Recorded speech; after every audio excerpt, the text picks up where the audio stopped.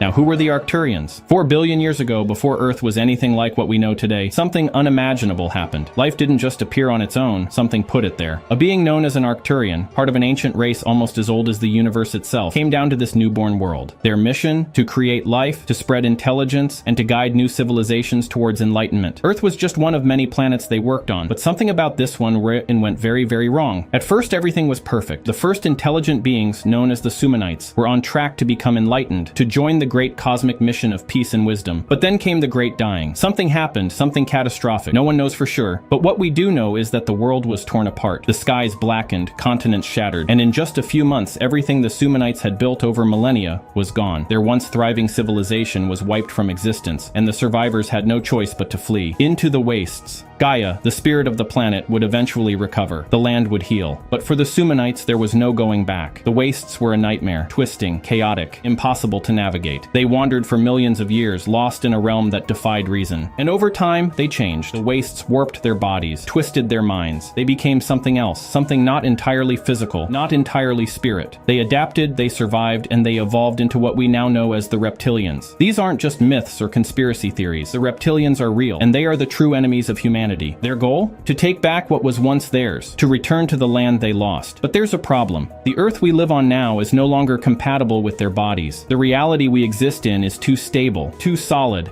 If they were to enter our world as they are now, they'd be ripped apart. So they've been scheming for ages, working from the shadows, manipulating history, guiding human civilization toward a future where the Earth can once again sustain them. They don't want to conquer us. They want to reshape our world until it's theirs again. From the depths of the Earth emerged the holy corpse of the Arcturian. The Yetis, local to the polar regions, consumed fragments of the corpse and underwent a profound transformation. Enlightened, they became peaceful guardians of nature, gaining not only wisdom but also the ability to traverse hidden pathways, vile vortices, spread across the 3 globes of Gaia. The Yetis shared their enlightenment with other Sasquatches, uplifting them in the same way. These newly enlightened beings spread across the land, carrying with them a deep respect for the natural order. For a time, the world was peaceful. Civilizations grew in isolation. Stories unfolded quietly.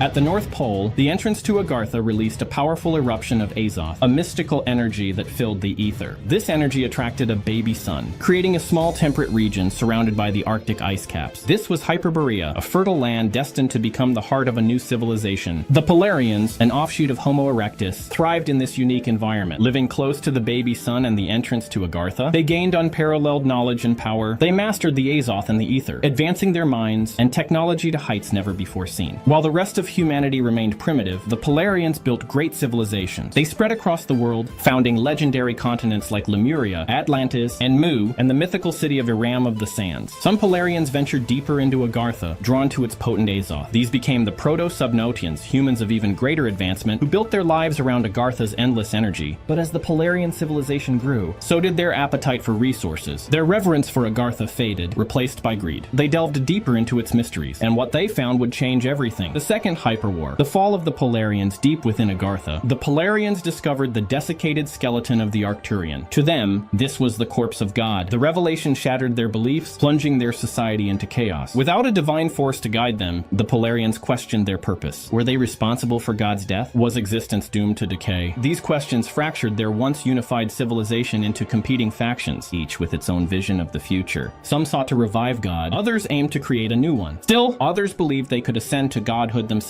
These ideological divides sparked the Second Hyperwar, a devastating civil war that engulfed both the surface world and Agartha. The surface-dwelling Polarians formed a coalition to defend against the Agarthans, who unleashed terrifying weapons and armies. Despite their efforts, the surface dwellers were losing ground. In a desperate move, they activated the Rupes Nigra, a colossal blackstone monolith. The Rupes Niagara was launched into the North Pole, sealing the entrance to Agartha with immense magnetic force. The sudden closure released a surge of Azoth, lifting Hyperborea and the lands above the 80th parallel into the sky. The surface-dwelling Polarians were victorious, but at a heavy cost. Their civilizations were destroyed, and much of the Earth was left scarred and depleted.